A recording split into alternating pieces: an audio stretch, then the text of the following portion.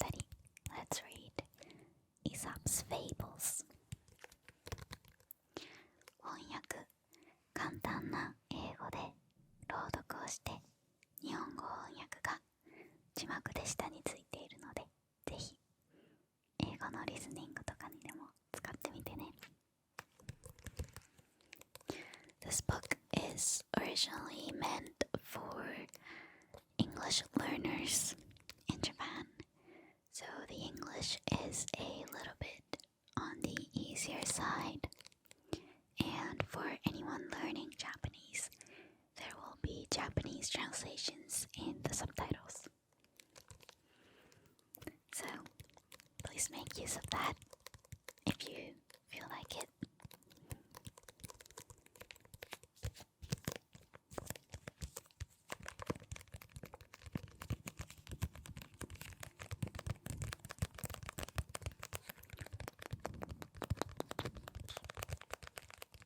Alright, let's get started. Let's see.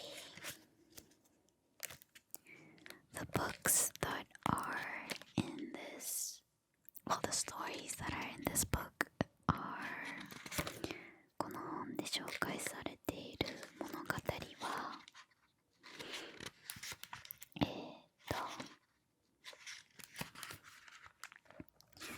The Story of the Bat コウモリの話 The Two Friends and the Bear 二人の男とクマ The Fox and the Stork キツネとコウノトリ The Country Mouse and the Town Mouse 田舎のネズミと町のネズミ。これは有名なやつ。 The Wind and the Sun 北風と太陽。小さなカニと大きなカニ。 The Little Crab and the Big Crab. The Boy Who Cried Wolf 狼と少年。The Ass and the Lion Skin ライオンの皮を着たロバ。 The Crow and the Snake カラスとヘビ。 Oh, there's a lot. Okay, I'm not gonna read all of it. Other things are the hare and the tortoise ウサギとカメ。The fox and the grapes キツネとブドウ。 The goose who laid golden eggs 金の卵を産むガチョウ。 The miller's donkey 粉屋のロバなどなど、今回読む物語の中で、そうだな、何個か読むのかわかんないんだけど、もしこの動画の中で読まなくってさっき読んだ中で今度読んでほしいなっていうのだったらコメントで教えてね。If there's any stories that I wasn't able to read in this video, let me know and I can make more videos. イソップって誰？ Who is Aesop? イソップは紀元前5世紀頃の古代ギリシャにいた奴隷です。 Aesop was a ancient Greek slave that lived around 500 years before Christ, and it's not completely sure if he was an actual person, but he was mentioned in philosopher Aristotle's stories or Herodotus historian. So maybe he did exist, and apparently he was really good at telling stories.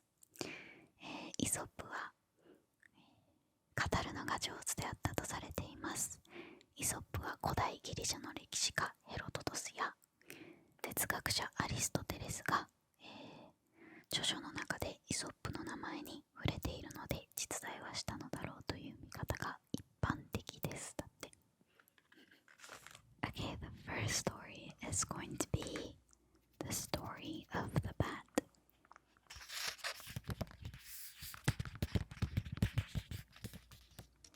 コウモリの話を最初に読んでいきます。ぜひ字幕をオンにしてみてみてね。ポイントになる英語はここに書いておくので、ぜひ参考にしてみてね。fine morning, the sun, as it came over the eastern shoulder of the hill, looked down upon a strange sight. In the middle of the plain below were two armies. One army was made up of beasts of every kind, beasts with big heads and little heads, long tails and no tails, short bodies with lots of hair, and tall ones with large ears. This was the army of the beasts, and they were quite ready for battle. Across from them stood the enemy army. Seen from the air, this army looked like an ocean of color, filling the plain with thousands of wings.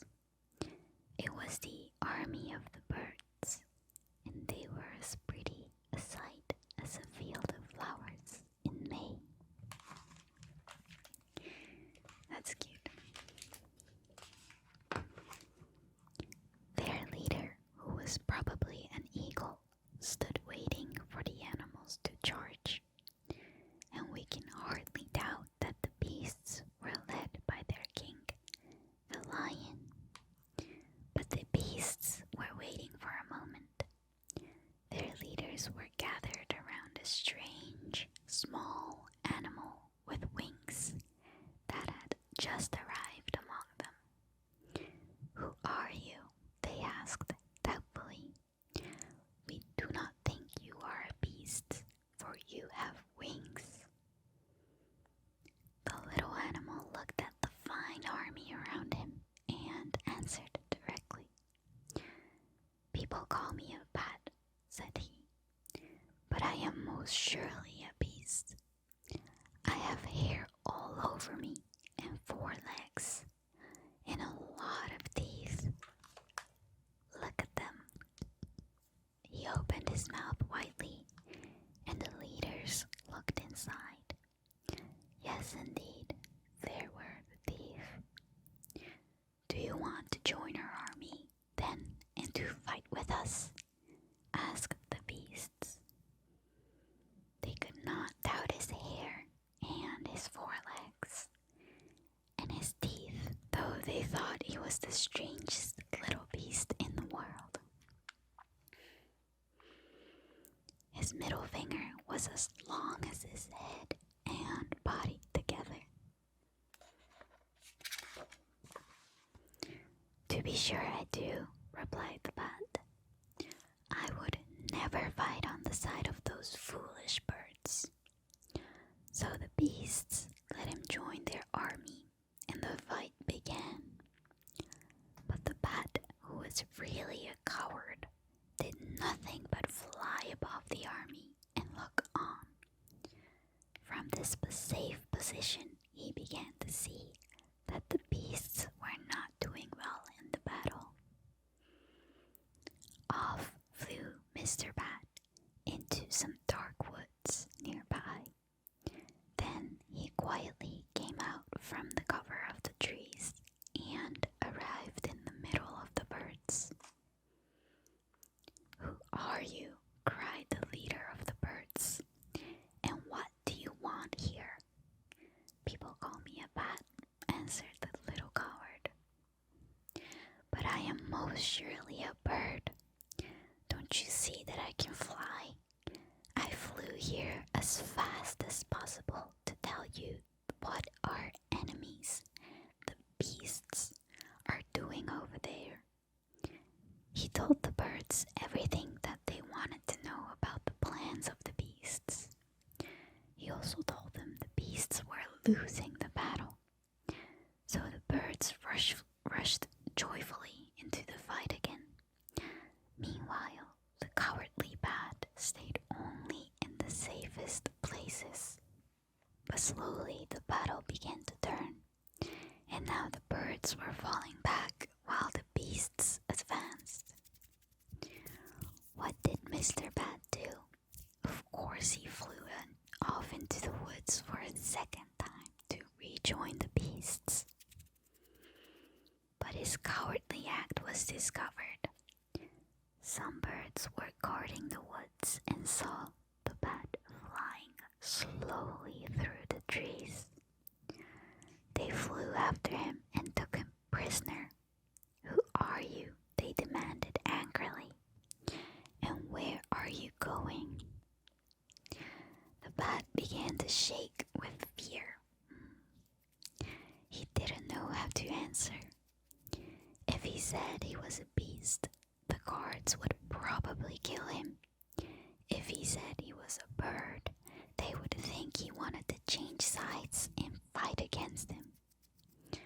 When they saw that he was too afraid to answer, the guards took him to their leaders. At that moment, there was great joy among the birds. The battle had turned in their favor once again, just as Mr. Bat had flown off. Now they were sure they would win. "Why, here is that strange little thing again, brought back as a prisoner," they said. "What has he been doing? And is he really a bird or a beast?" "Oh, I'm a bird, cried the cowardly little bat. "I was flying through the woods to get important news for you when your guards took me prisoner. Remember the important news I brought to you before?" However, at that moment, the birds began to bring in other prisoners of war. Among the prisoners were many beasts who remembered the bat and who said hello to him as a fellow beast. The birds then realized that the bat was a liar and decided to make a judgment on the bat's actions. Rather than put him to death, however, they chose another way to make him suffer. "Because you first said that you were a bird and then that you were a beast," said the bird judge, "you will now be neither. You shall live all alone, shall only fly at night, and shall spend the day light hours hanging in dark, distant places. As for your legs, they shall always be turned inside out, so that walking will be difficult. Anyone who catches you and sees what a strange little thing you are will believe that you are quite alone among living things and are neither beasts or bird."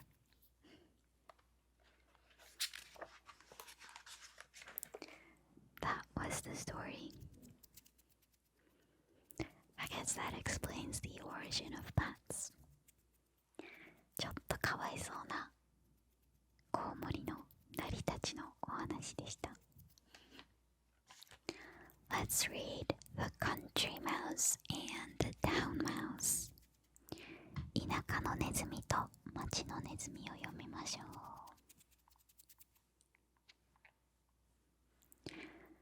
A little country mouse lived in a hole under the stones of a wall. There he saved all kinds of food for himself and his wife. Every fall he gathered wheat and corn from the fields and fruit from the trees. All in all, he thought he lived almost as well as a king. One day, he sent a letter to a town mouse, asking him to come and visit. The town mouse was of the same family as the country mouse, as anyone could see by their length of their tails. Proudly and with pleasure, the country mouse showed the town mouse his sons and daughters. He also brought out the best things his kitchen. But the town mouse did not think the food was very special or tasty. He only ate small pieces of the dinner, while the country mouse and his family ate very much.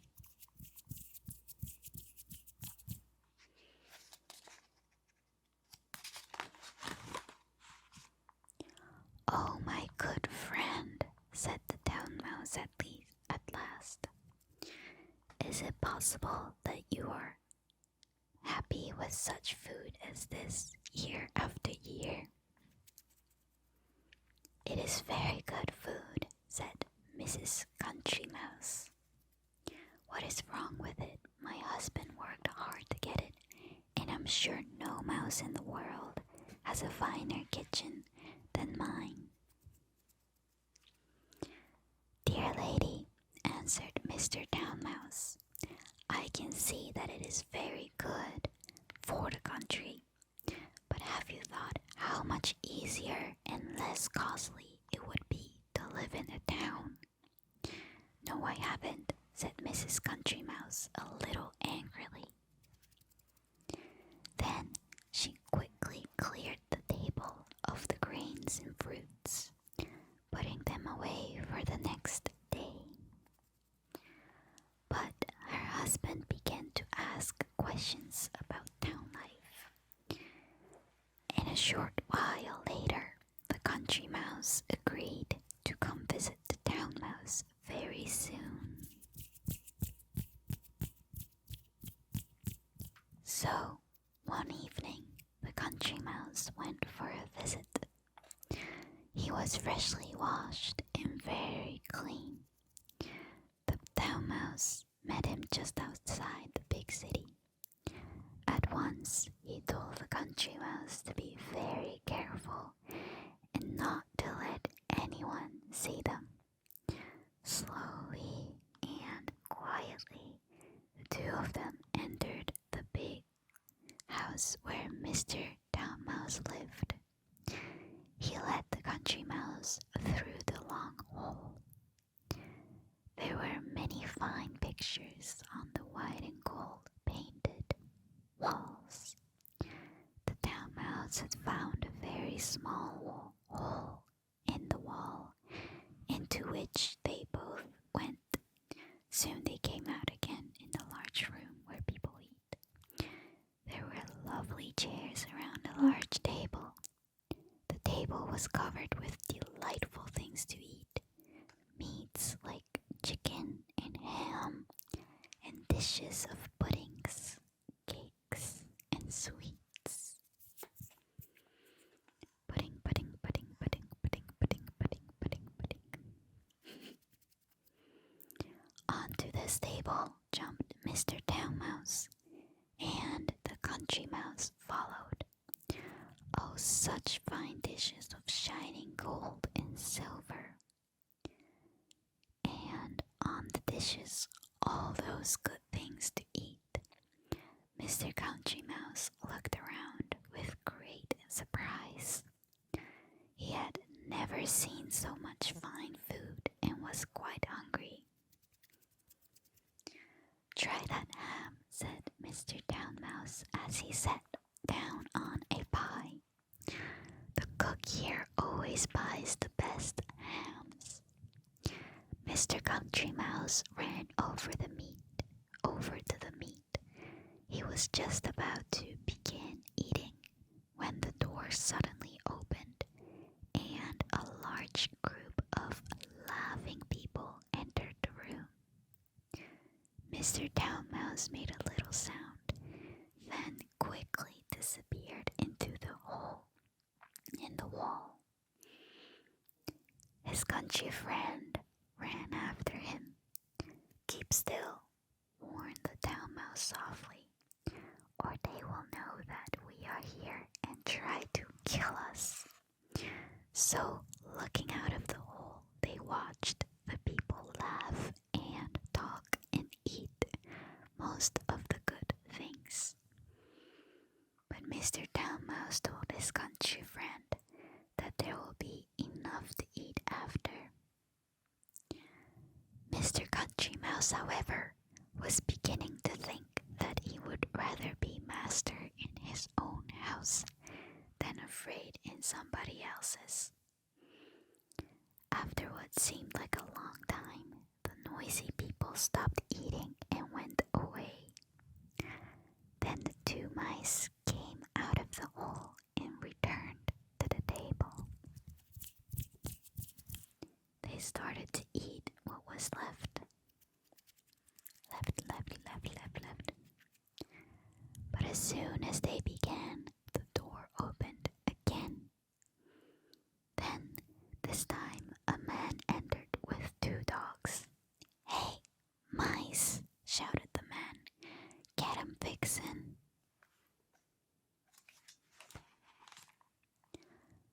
But the 2 mice quickly ran back into the hole and couldn't be seen anymore. For a long time, the dogs stayed in front of the hole, making loud sounds. Finally, they gave up. The man cleared the table and took the noisy dogs away. "Those ugly animals are gone, and I am going too," said Mr. Country Mouse, still white with fear. "Fine food is useless if one cannot eat it.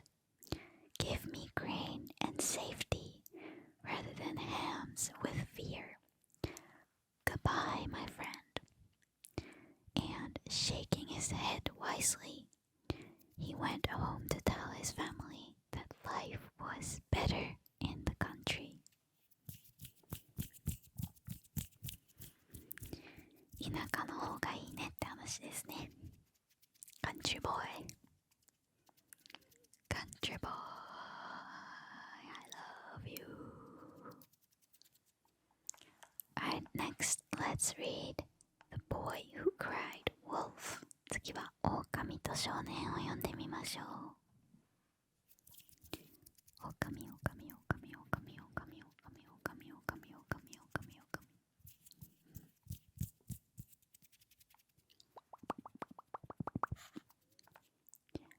Once upon a time, the hills and woods were full of wolves.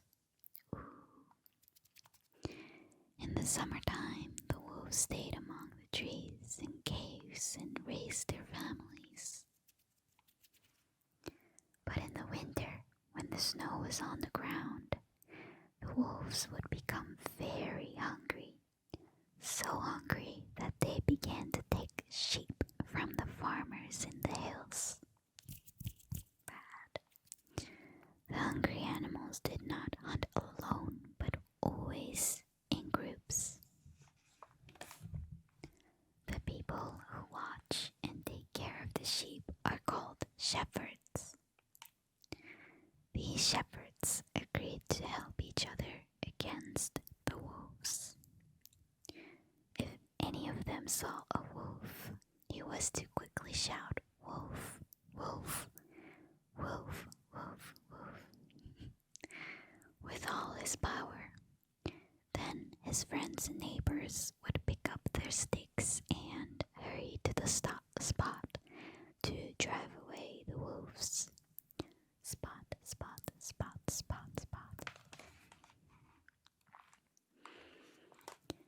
Well, this was a good plan, and now the shepherds almost never lost any of their sleep. They only had to shout, "Wolf, wolf," at any hour of the night, and all the other shepherds came running from their homes through the trees and hills. As fast as the shepherds ran to the sheep, the wolves ran away. They were afraid of so many strong men with big sticks.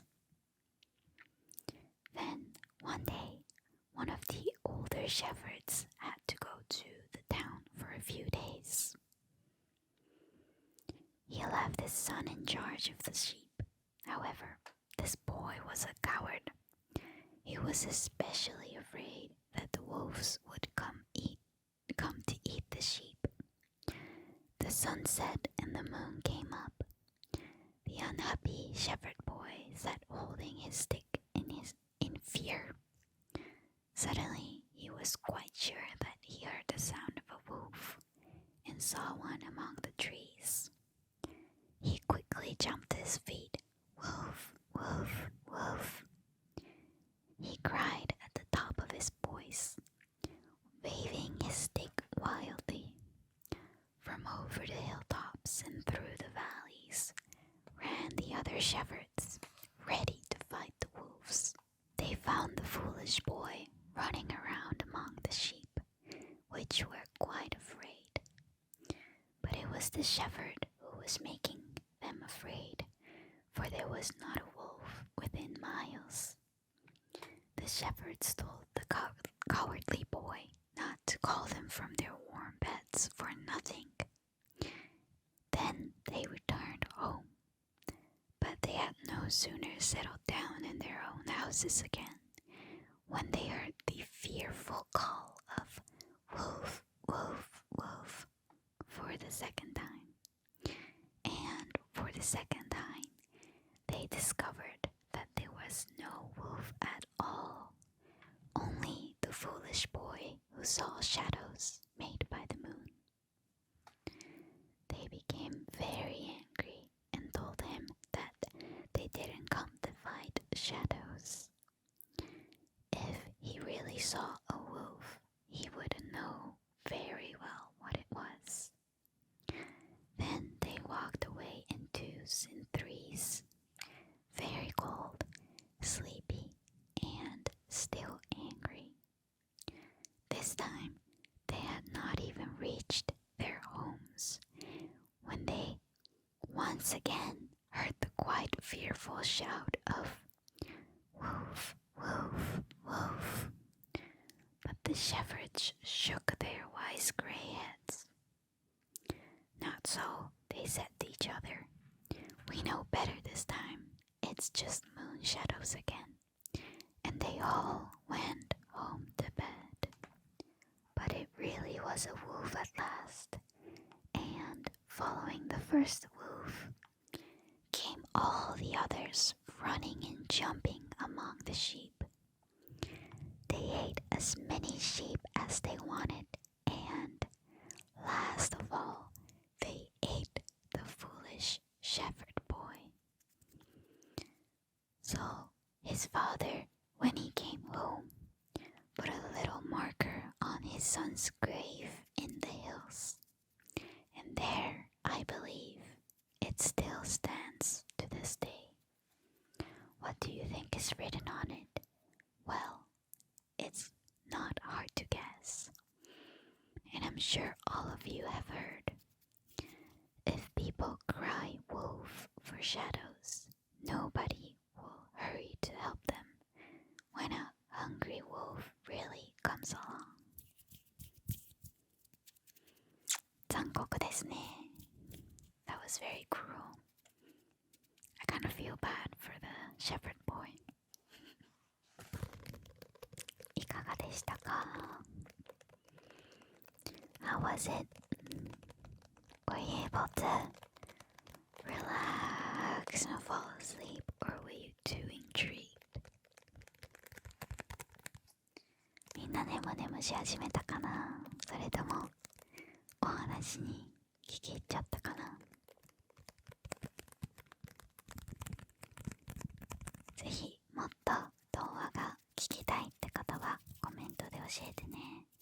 If you wanna listen to me reading more fables, please let me know in the comments and I might do one for you. この動画は視聴者さんのリクエストで、作りました. This video was commissioned